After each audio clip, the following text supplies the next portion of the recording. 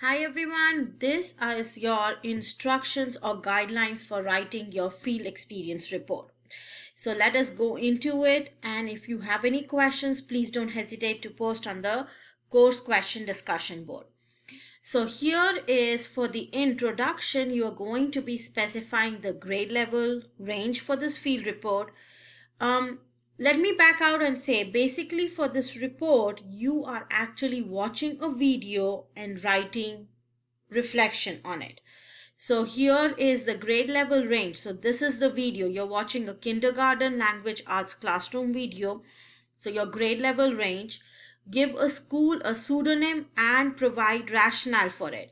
So this is important because here we are talking about keeping confidentiality of the school and things like that. So you can give it any name you want to give it. Like for example, I say I'm going to call it Gupta School, Gupta Elementary. I can even say the rationale for it is because my professor, Dr. Gupta, is amazing. Okay, so a very small rationale. But why did you choose a name? This is just for me to see how creative you guys can be.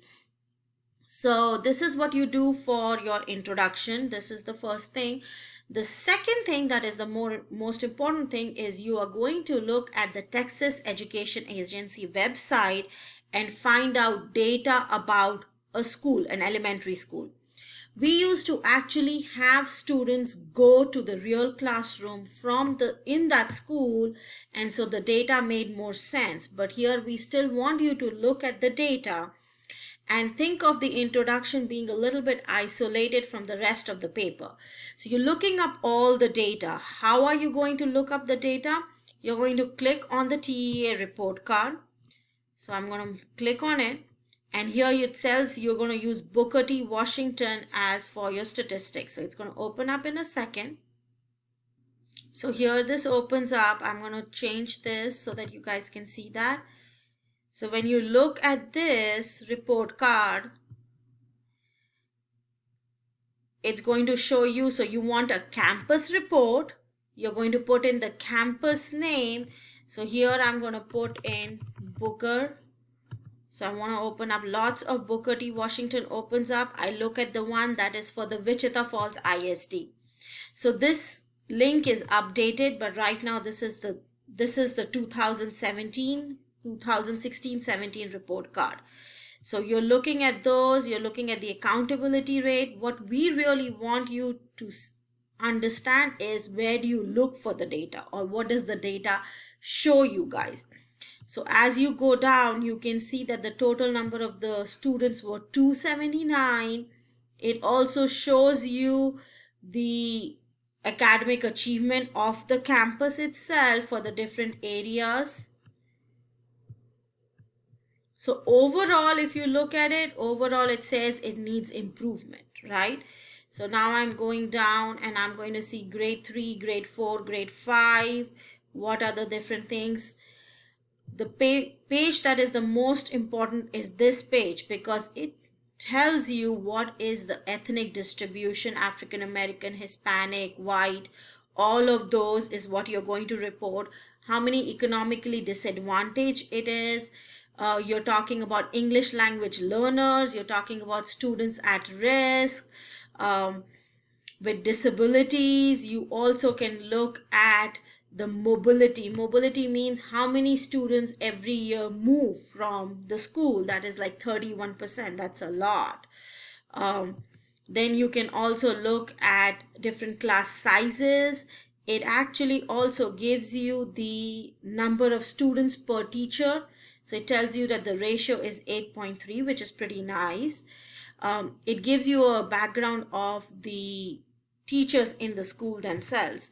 So here is some of the data that you are going to be writing about it. So you're going to talk about test scores, economically disadvantaged, ranking, total students, mobility, teacher-student ratios, at-risk, ethnicity, academic performance. So here is some of those things that you are going to be reporting in your introduction. Now, for the rest of the paper, you are looking at the pedagogy and professional responsibility standards. So I'm going to show you, they are there in your book also, but there is a PDF uploaded in the folder that actually also has the standards. So I'm going to show you where the standards are. But before that, let me talk about these a little bit. So you are actually going to reflect on the video in 4 areas: content and pedagogy. Content means the knowledge, and pedagogy means the way you teach it. So you're only looking at the knowledge, the content of it, and the pedagogy. Respect and rapport is about relationships. Communication is about communicating, and student engagement, you guys can already know about it. So in each of these sections, you are actually, what I envision is you have 3 paragraphs within it. 1, what you were looking for. 2nd, the positive examples you observed. And 3rd, how this component will help and connect to your teaching. So each of these would have these things. So let us first look at the standards, okay? So this is how the PDF looks like when you open up the standards. So when I am going down, I am going to go find the content and pedagogy. There is a left side and a right side. Do not put the overall achieving one. You want to select either from the left side or the right side. Basically, left side is what the teachers know, and right side is how the teachers can show. How do they show it in the classroom that they know? So this may be something. So you're talking about choose at least 2 out of any of these sides, whether you choose one from here, or whatever it is. You could also watch the video and also see which ones are manifested, and then you can choose those 2. So you have the content and the pedagogy. If you go down, I'm going to show you where here is respect and rapport. This is not this section, just this section and this section. Once again, do not use the main one. Here is communication, any of these, and then the last one is student engagement is over here. These are also in your book, but I have uploaded a PDF for easy access. So what are you going to do? When you talk about what you were looking for, you can paraphrase the standards or put the standards as they are in quotes. Okay, I'm not really looking at how you're going to cite, but if they are in the quotes and they are word to word, then it is okay. But if you put them word to word and do not put them in quotes, then that is plagiarism. So you're going to have what you are looking for, and then you're going to talk about positive examples of it.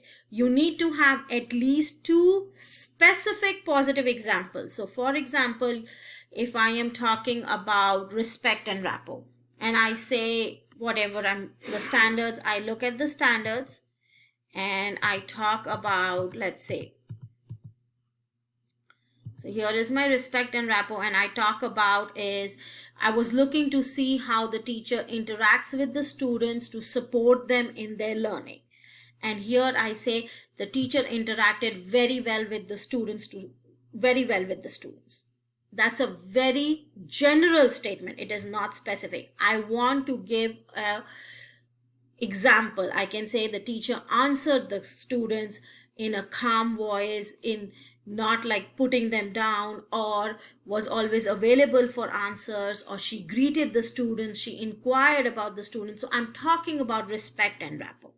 Okay, so I want to give specific examples here. You are not rating the teacher, but you are talking about positive examples that you have seen. Now, if I go down just a little bit and show you the scoring, you can see explaining what you were looking for is for 3 points, and examples are for 6 points. So if you have only just one example, you're talking about 6 points here. Okay, so you want to make it substantial. One of the areas that always the students kind of miss it, and some students do great on it, is the one that talking about how observing this component will help or connect to your teaching career or learning. So here if you are not an education person, you cannot make connection to teaching. It needs to be made to you. You can make connection to your career. You can make connection to your own learning. You can make connection as a parent, as a guardian, as a sister, as a brother, sibling, whatever you want to do. But if you do not have a teaching career, then you cannot make connection to teaching.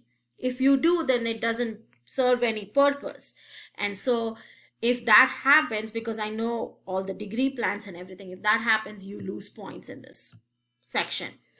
When you are also making connection, you want to make sure that you are specific about it. For example, you cannot say, oh, observing this would really help me in my career. Well, how is it helping in your career?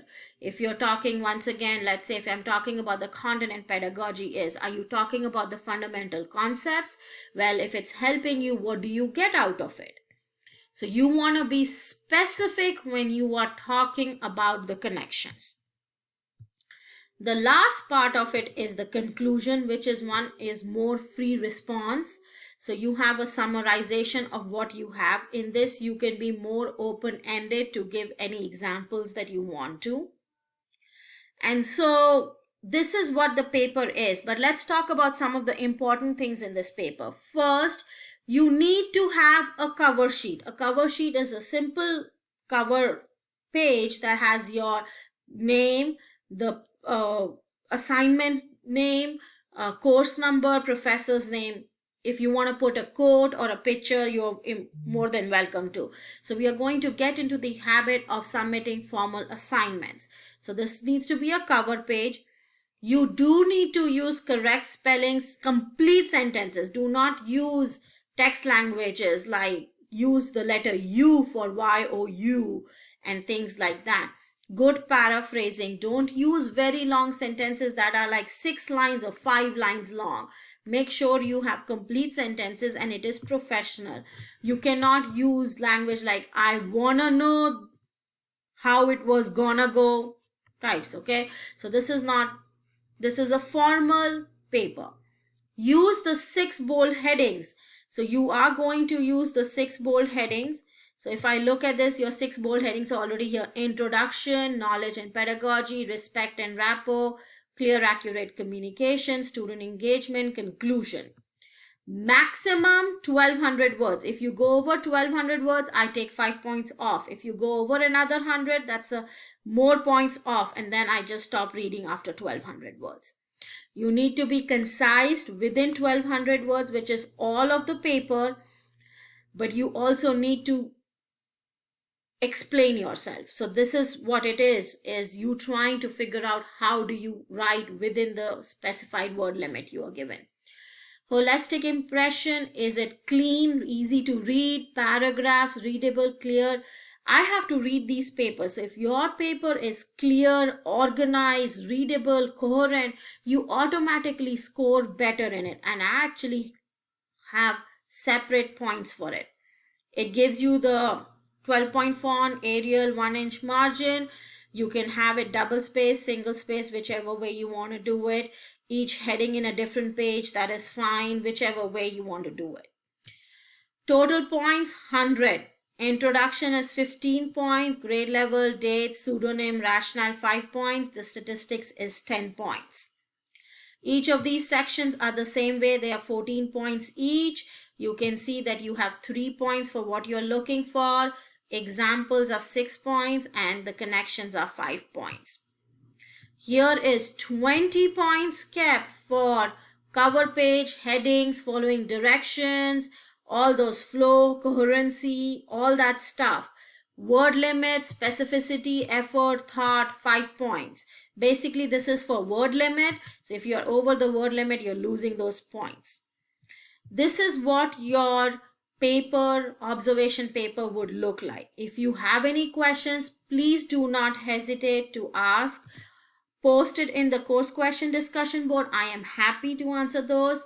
If you want to schedule individual virtual meetings, I can do that. If you want me to call you, send me your number and I will give you a call. I am here to support you in this process. So do not support you to be succeeding in this class. So do not hesitate to ask any questions.